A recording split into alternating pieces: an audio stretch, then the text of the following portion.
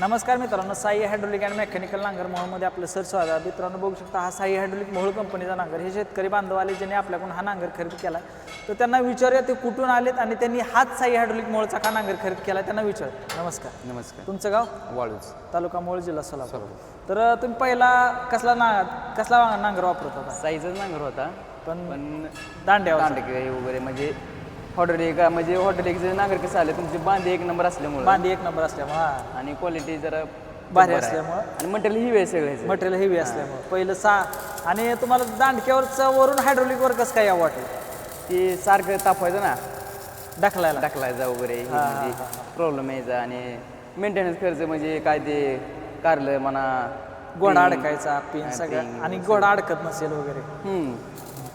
तर मित्रांनो ह्यांच्याकडे पहिला दांडक्याचा नांगर होता, ते त्यांनी विकून हा नांगर घेतला. तुम्ही पण एकदा बघा, खात्री करा, मगच विश्वास ठेवा.